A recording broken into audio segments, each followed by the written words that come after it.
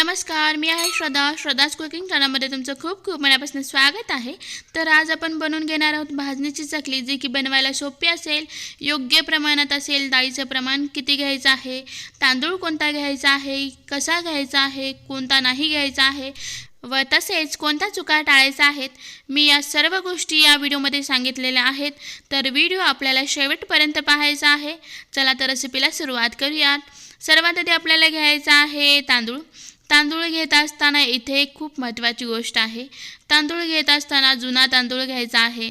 तुम्ही या ठिकाणी राशनचा तांदूळ किंवा कोणताही इतर तांदूळ घेऊ शकता, ज्याचा भात चिकट होत नाही असा तांदूळ घ्यायचा आहे। थोडक्यात काय, एकतर तांदूळ जुना असला पाहिजे आणि दुसरी महत्त्वाची गोष्ट, तुम्ही इतर कोणताही तांदूळ घेऊ शकता। फक्त इंद्रायणी तांदूळ सोडून आपल्याला इतर कोणताही तांदूळ आपल्याला चकली बनवून घेण्यासाठी आपण घेऊ शकतो। तर आता इथे सर्व मोजणी करून घेण्यासाठी एक वाटी किंवा ग्लासाचा माप सेट करून घ्यायचा आहे। आपण एका वाटीच्या साहाय्याने किंवा एका ग्लासाच्या साहाय्याने आपण जो कोणता माप सेट करत आहोत, त्या वाटीच्या मापाने किंवा ग्लासाच्या मापाने आपण सर्व साहित्य मोजून घेऊयात। आता इथे मी वजन काटा घेतलेला आहे। जर तुमच्याकडे नसेल तरीही काहीच टेन्शन घेऊ नका।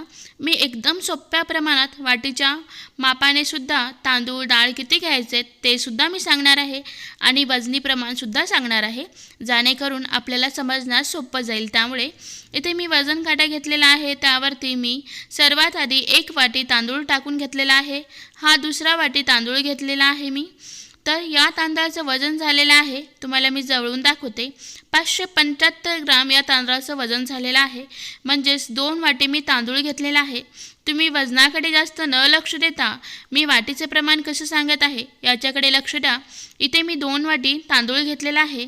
याचप्रमाणे आता आपण घेऊयात 2 वाटी तांदूळ घेतल्यावरती 1 वाटी हरभऱ्याची डाळ घ्यायची आहे। हरभऱ्याच्या डाळीचे सुद्धा मी वजन सांगेन तुम्हाला। तर हरभऱ्याची डाळ 1 वाटी आपण इथे घेतलेली आहे। तांदळाच्या अर्ध्या प्रमाणात हरभऱ्याची डाळ घ्यायची आहे। हरभऱ्याच्या डाळीचं वजन झालेलं आहे 279 ग्राम। वजनाचं प्रमाण 10 ग्राम किंवा 20 ग्राम इकडे तिकडे झालं तरी जमेल, चकली अजिबात बिघडणार नाही। 10 ते 20 ग्राम इकडे तिकडे जरी झालं तरी। आता आपण या बाउलमध्ये टाकून घेऊयात मुगाची डाळ। मुगाची डाळ किती घ्यायची आहे, जेवढी आपण हरभऱ्याची डाळ घेतली त्याच्या पाऊण भागामध्ये आपल्याला मुगाची डाळ घ्यायचं आहे। मुगाच्या डाळीचं वजन सांगते मी तुम्हाला। मुगाच्या डाळीचं वजन झालेलं आहे 152 ग्राम, म्हणजेच 152 ग्राम झालेलं आहे। आता आपल्याला या बाउलमध्ये टाकून घ्यायची आहे पांढरी उडदाची डाळ।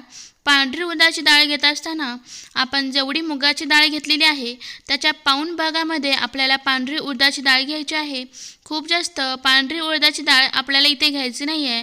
मुगाच्या डाळीच्या पाऊण भागामध्ये आपल्याला पांढरी उडदाची डाळ इथे घ्यायची आहे। जर तुम्ही आता वजनी म्हणाल तर 67 ग्राम उडदाची डाळ झालेली आहे, म्हणजे 67 ग्राम पांढरी उडदाच्या डाळीचं वजन झालेलं आहे। आता या बाउलमध्ये आपण टाकून घेऊयात धने।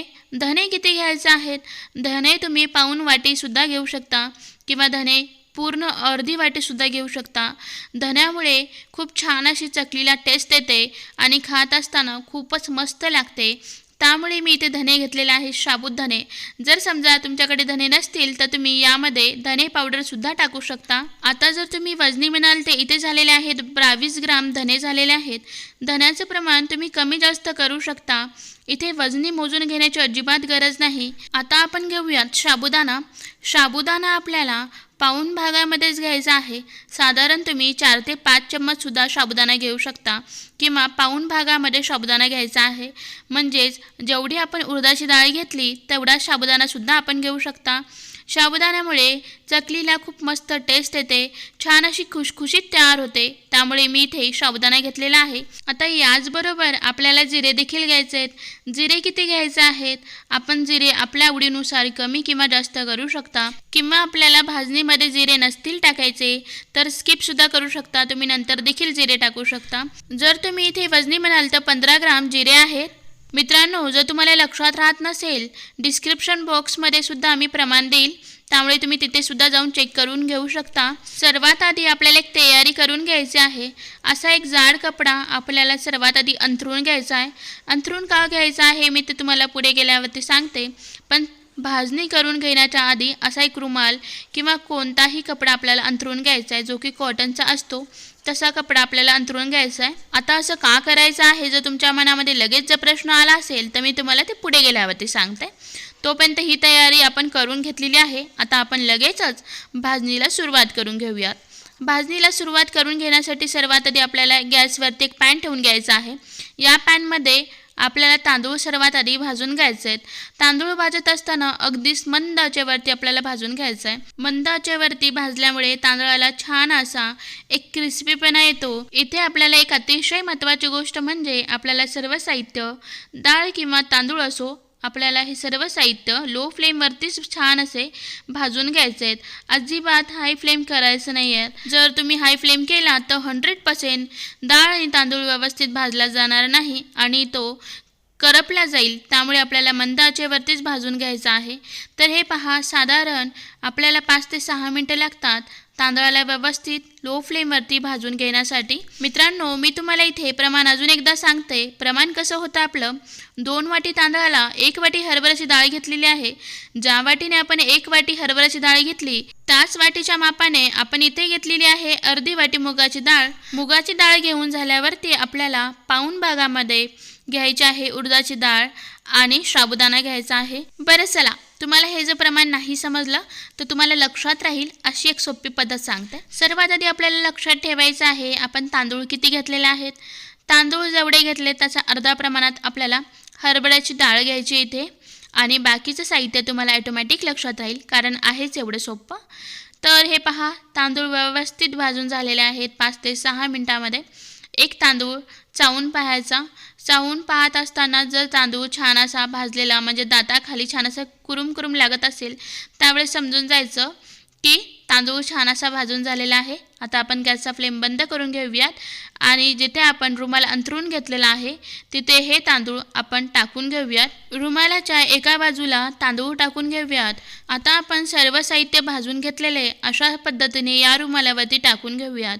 जर तुम्ही ताटामध्ये किंवा परातीमध्ये हे सर्व साहित्य काढून घेतलात तर भाजून घेण्याचं काहीच अर्थ उरत नाही. त्यामुळे आपल्याला अशा पद्धतीने एक कपडा अंथरून घ्यायचा, त्यावरती भाजलेले तांदूळ, डाळ आपल्याला टाकून घ्यायचे.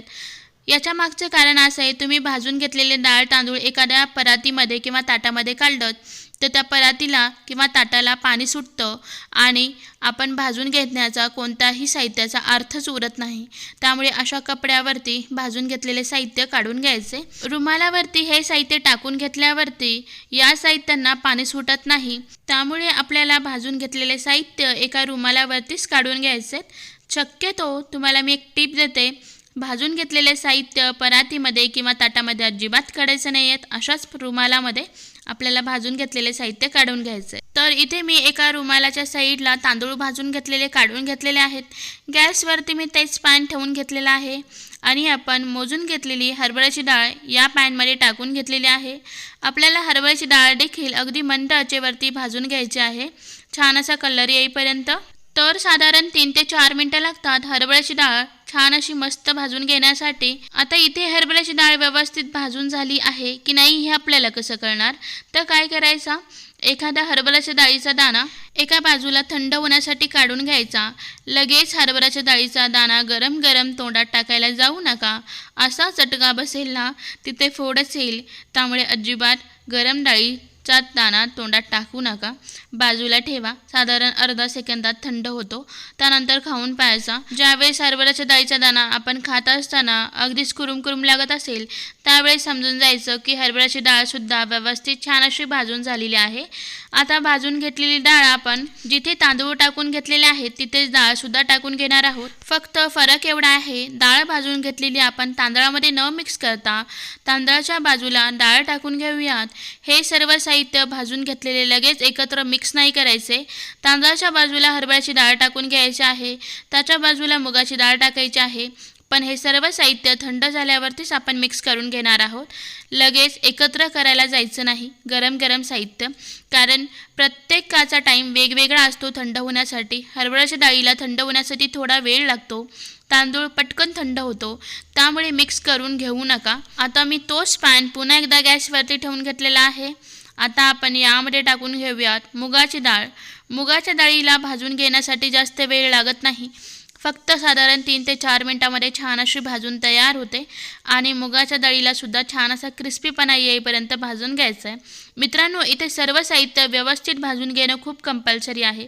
तुम्ही छान असे जेवढे साहित्य लो फ्लेमवरती भाजून घ्याल तेवढीच आपली चकली स्वादिष्ट तयार होते. त्यामुळे आपल्याला सर्व साहित्य अगदी मंद आचेवरतीच भाजून घ्यायचे आहे, जेणेकरून सर्व साहित्य जेवढे छान भाजले गेले तेवढीच आपली चकली छान अशी स्वादिष्ट बनेल आणि खाण्यासाठी सुद्धा खूप मस्त लागेल. त्यामुळे ते इथे पहा 3 ते 4 मिनटामध्ये मुगाची डाळसुद्धा व्यवस्थित भाजून झालेली आहे. ज्यावेळेस आपल्याला असं वाटेल डाळ छान भाजून झालेली आहे त्यावेळेस पुन्हा एकदा डाळीचा दाणा तोंडात टाकून पाहायचा. डाळीचा दाणा छान असा कुरुम लागत असेल त्यावेळेस समजून जायचं की डाळ देखील व्यवस्थित भाजून झालेली आहे. आता आपण भाजून घेतलेली डाळ एका दुसऱ्या बाजूला काढून घेऊयात, जिथे आपण तांदूळ आणि हरभऱ्याची डाळ काढून घेतलेली आहे त्याच रुमालावरती. मुगाची डाळ भाजून झाल्यावरती आता आपण भाजून घेणार आहोत उडदाची डाळ. उडदाची डाळसुद्धा साधारण फक्त 1 ते 2 मिनटामध्ये छान अशी भाजून तयार होते अगदी मंद आचेवरती. आणि उडदाच्या डाळीला भाजून घेण्यासाठी जास्त वेळ लागत नाही. खूप जास्त भाजायचं नाही. उडदाच्या डाळीला छान असा कुरुमपणा येईपर्यंतच भाजून घ्यायचं आहे. उडदाची डाळसुद्धा छान अशी भाजून झाली की त्याच रुमालावरती एका बाजूला काढून घ्यायची आणि लगेचच आपल्याला साबुदाणा टाकून घ्यायचा आहे. साबुदाण्याला भाजून घेण्यासाठी साधारण 3 ते 4 मिनटं लागतात अगदी मंद आचेवरती. साबुदाणा छान 4 ते 5 मिनटामध्ये फुलतो आणि तसंच साबुदाणा छान असा भाजून झाला असं वाटलं पुन्हा एकदा तोंडात टाकायचं. आता मी तेच नाही सांगत बसणार, आता तुम्ही समजून घ्या. साबुदाणा भाजलेला एका दुसऱ्या बाजूला काढून घ्यायचा आणि लगेचच आपण जे धणे मोजून घेतलेले आहेत, जिरे मोजून घेतलेले आहेत, गॅसचा फ्लेम बंद करून घ्यायचा, म्हणजेच गॅस पूर्णपणे बंद करून घ्यायचा. त्यानंतरच आपल्याला धणे आणि जिरे भाजून घ्यायचे आहेत.